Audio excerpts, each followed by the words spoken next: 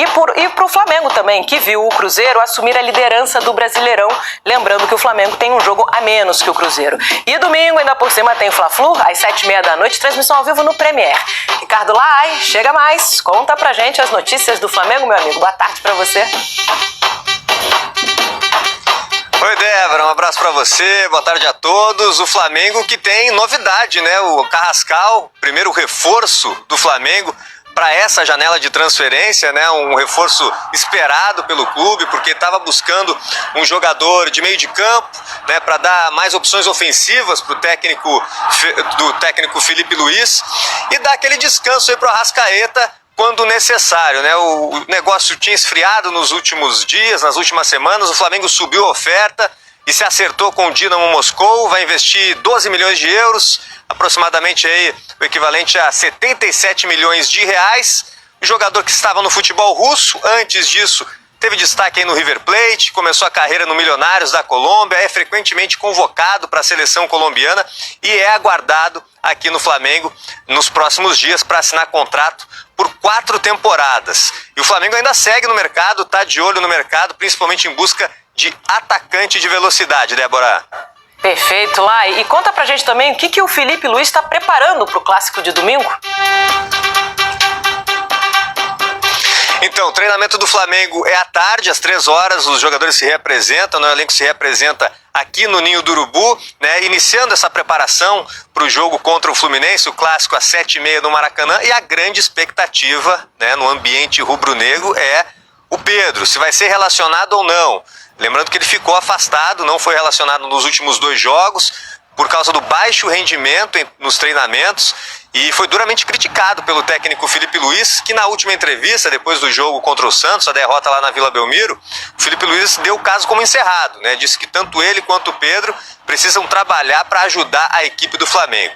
Fora o Pedro, essa dúvida, essa expectativa, o desfalque certo é o Bruno Henrique, suspenso pelo 3º cartão amarelo, e há uma dúvida também do Léo Ortiz, que sofreu aí com dores na região glútea, mas foi reavaliado e a tendência é que ele esteja à disposição no clássico contra o Fluminense, Débora. Perfeito, Lai. Muito obrigada pelas suas informações. Bom trabalho para você. Antes do VT, né, foi um Flamengo de fato arame liso, porque a gente pôde ver um Flamengo com muita posse de bola, inclusive chegou a ter 70% de posse de bola durante a partida, mas não conseguia pegar e fazer essa posse de bola se converter em boas oportunidades. Eu brinquei aqui sobre a falta de finalização, mas esse é um grande defeito do Flamengo já há muito tempo. O Flamengo tem a posse de bola e muitas vezes não finaliza, demora demais para finalizar, e foi até uma informação que a gente trouxe aqui, que é uma orientação para não ficar chutando isso que eu ia pedir pra você a todo relembrar. momento. Isso foi uma informação que você trouxe, tem uma... Entendo que é um estilo de jogo, uma metodologia de trabalho do Felipe Luiz, mas está chamando muita atenção de maneira negativa o que ele há orienta? muito tempo, a não ficar finalizando a todo momento, que pode dar chance ao adversário. É basicamente isso. Só que ontem a gente pôde perceber que teve várias vezes que o Flamengo poderia finalizar de longa distância, como o Luiz Araújo costuma fazer, e mesmo assim não fez. Só que eu acho que a derrota do Flamengo envolve também muito as escolhas do Felipe Luiz. E nem falo na escolha, na escalação, que eu acho que a escalação era aquela mesmo, até que a gente comentou aqui. Durante o jogo, eu acho que ele mexeu muito mal. Por exemplo, ele tirou o Alan. E é até ironia a gente dizer isso, que a partir do momento que ele tira o Alan, o Flamengo cai de produção. Porque o De La Cruz entra muito mal na partida. Inclusive, chama atenção isso, porque o De La Cruz não consegue fazer um bom jogo já há muito tempo. Ele também demora a colocar o Alacian, que é um garoto de extrema intensidade, e entrou muito bem. Ele botou o Cebolinha, que novamente entrou mal, e botou o Juninho, que nada conseguiu fazer aos 41 minutos do segundo tempo. Inclusive, isso é uma crítica ao técnico Felipe Luiz. A chance que ele teria de colocar o Matheus Gonçalves era ontem.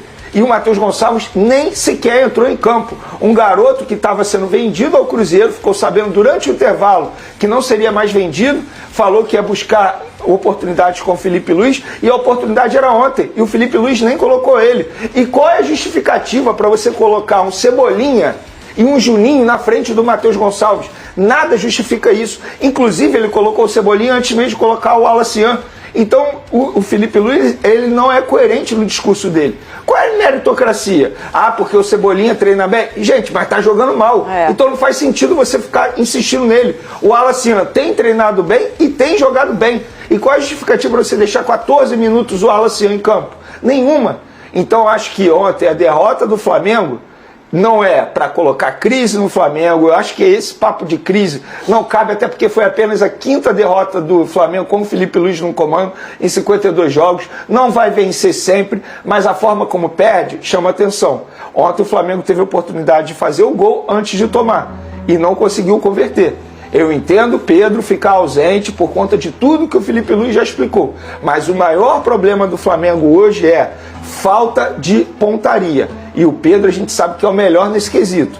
Então o Felipe Luiz e o José Boto, que é pago para isso, eles têm que trabalhar nos bastidores para recuperar o Pedro, para colocar um ponto final de fato nos bastidores dessa história, para o Pedro voltar a ter chances e aí quem sabe o Flamengo melhorar nesse quesito. Mas ontem de fato a gente pôde ver um Flamengo novamente sendo arame liso e eu boto um pouco na conta do Felipe Luiz pelas escolhas durante o jogo. Olha aí, depois da partida, o Felipe Luiz falou sobre os erros do time no ataque. Rodolfo.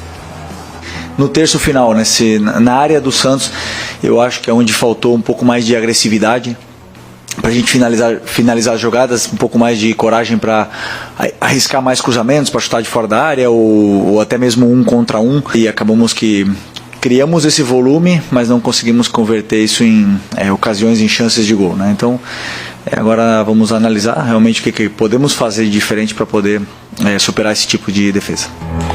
Vene Casagrande. Eu acho que o torcedor do Flamengo tem direito de ficar irritado com o jogo de ontem. Eu não tenho dúvida. Assim, se você olhar a partida, primeiro tem que olhar um pouco o lado do Santos. O Santos fez uma partida defensivamente muito boa, tá? Um coletivo muito forte, ele fez um 4-4-2 sem bola, deixou o Neymar e o David Washington ali mais flutuando para poder marcar essa saída de bola do Flamengo, e 2 linhas de 4 muito bem ajustadas, inclusive o Escobar e o Souza, que foram os laterais do Santos ontem, principalmente o Souza pela lateral esquerda, eles venceram praticamente todos os duelos de Bruno Henrique e Luiz Araújo. Tanto que no segundo tempo o Felipe Luiz troca o Luiz Araújo de lado e coloca o Bruno Henrique pro lado direito e o Luiz Araújo do lado esquerdo. Algo que eu não concordo. Mais tá? um erro dele.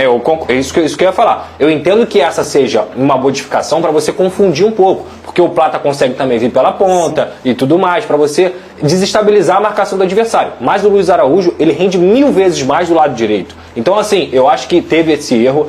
O Alacian entrar depois do Everton Cebolinha é outro erro também, e eu concordo plenamente com o Veneno no sentido do Alan. O Alan era o cara que estava conseguindo não só dar a posse do controle para o Flamengo, mas também, muitas vezes, desarmar. E sobre essa questão de finalização, só para a gente poder tentar explicar para a galera e olhar um pouquinho o lado do Felipe Luiz, eu concordo, tá? Só faz gol quem chuta. Tem que chutar. Só que a forma como o Flamengo joga é uma forma o quê? Bloco alto. Linhas altas. Então, quando você chuta e desperdiça a bola com frequência, o que vai acontecer? Toda hora o seu time vai estar na exposição. E se você for parar para pensar, o gol que o Santos faz sai de um erro, não de chute, mas um erro de passe. O Arrascaeta erra um passe no meio-campo e o que acontece? O Flamengo está todo aberto. Porque esse é o estilo de jogo do Flamengo. É bloco alto, lá na frente. Assim que o Arrascaeta erra o passe, o Guilherme consegue recuperar a bola e aí ele consegue dar o passe para o Neymar. Então, assim, eu acho que ontem o que mais irritou, primeiro, as modificações do Felipe Luiz, que eu concordo plenamente que ele foi mal nesse sentido. Uma posse de bola no primeiro tempo que poderia ter sido convertida em gol. O Brasão foi muito bem, mas o Flamengo foi amplo dominante, assim, dominou muito tranquilamente o jogo. Tiveram 1 ou 2 chances ali do Santos, uma do David Washington que o Rossi pegou no cantinho, mas de resto o Flamengo deveria ter conseguido fazer o primeiro gol ainda no primeiro tempo. No segundo, o jogo mudou de figura. Com a entrada do De La Cruz, que perdeu praticamente todas as bolas no meio campo, o Jorginho, na minha opinião, ele cansou um pouquinho e por isso ele não conseguiu manter o controle. O Flamengo, a gente conversava aqui sobre a falta do Gerson e do Pulgar, sente a falta desses jogadores e por isso precisa ir ao mercado. E essa parte ofensiva, sem dúvida alguma, ele manter o Gonzalo Plata os 90 minutos, quando o Plata já tinha cansado na partida, para mim foi algo errado também do Felipe Luiz. Tudo bem que o Bruno Henrique já não joga na próxima partida, que é um completo absurdo que ele não deveria ter recebido o cartão amarelo. Mas diante de um adversário como o Santos, eu tenho que primeiro dar méritos ao jogo coletivo do Santos, mas obviamente o torcedor do Flamengo pode ficar irritado pelas substituições e pela falta de pontaria. No gol do Neymar, que é um golaço, e eu não vou tirar nenhum tipo de mérito disso aqui, pra mim, com todo respeito, o Rossi falha. Sério, Pedrosa? O Rossi falha. A bola vai em cima dele, a bola vai no meio, e ele falha naquele momento. O Léo Pereira foi muito mole na marcação. E sabendo que é o Neymar, você não pode ir mole desse jeito. Uma observação, o excesso de respeito que o time do Flamengo teve. O Felipe Luiz durante o jogo. Um respeito exacerbado. Parecia que tinha os fãs dos jogadores do Flamengo. E tudo bem você ser fã do Neymar, não tem problema nenhum. O Neymar é o ídolo de uma geração. Mas a forma como o Flamengo, dentro de campo, tratou o Neymar é um respeito exacerbado. Eu via muitas vezes os jogadores do Flamengo marcando a distância, tendo um certo medo. Desculpa. Aí depois foi lá todo mundo tirar foto, pedir camisa. Quando eu brinquei aqui que o Neymar ganhou na lábia, ele foi lá no ouvido do Felipe Luiz, toda hora falava Tentou dar uma caneta nele, não foi? Toda hora. E assim, isso aqui tem na tela ótimo aí pro embaixo. Neymar, tá? Vamos lá. Ótimo pro Neymar. Mas péssimo pro Flamengo. Pedrosa, Foi uma brincadeira, tá, gente? Eu Fora vou de sair campo, em defesa dos ele jogadores. tentou dar uma Sabe por caneta quê? brincando e abraçou o Felipe Sabe por que eu vou sair em defesa dos jogadores? A partir do momento que o jogador vê o treinador ficar fazendo isso o tempo todo, o jogador pensa assim, beleza, o treinador tá fazendo, eu também vou fazer. Eu me boto no lugar do Alacian, por exemplo. Mas, gente, vocês não veem, assim, treinadores abraçando de forma carinhosa os outros? Eu tô falando Antes do jogo, ok. Antes do jogo e depois, o jogo acabou. Nem começou e acabou. Tá tudo bem, você pode fazer o que você quiser. Futebol é amizade, futebol ali, repito, o Alacian, por exemplo, vê o Neymar como o ídolo máximo dele, isso não tem problema nenhum. Tô falando dentro do jogo. Eu senti um excesso de respeito muito grande. O Neymar não foi marcado como ele deveria ser marcado. Eu acho que o Felipe Luiz que tem que impor o limite. Não o Neymar. O Neymar, ele foi malandro.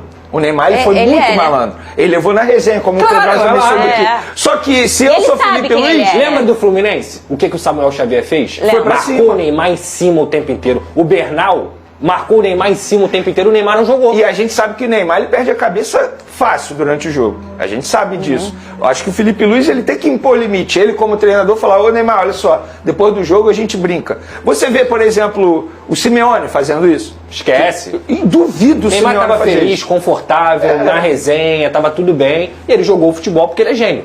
A situação do jovem lateral direito Wesley está muito próxima de ter um desfecho.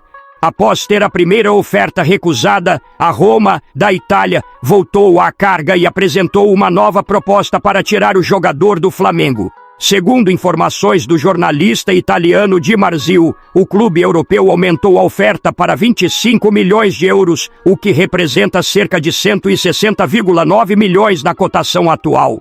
A proposta anterior da Roma havia sido de 20 milhões de euros fixos, com mais 2 milhões em bônus por metas atingidas, totalizando 22 milhões de euros, cerca de 141,5 milhões. No entanto, o Flamengo não se animou com os valores e optou por recusar. Agora, com a nova investida mais robusta, os dirigentes rubro-negros estão mais inclinados a aceitar a venda. Wesley, de apenas 21 anos, é considerado uma das grandes promessas formadas no ninho do urubu.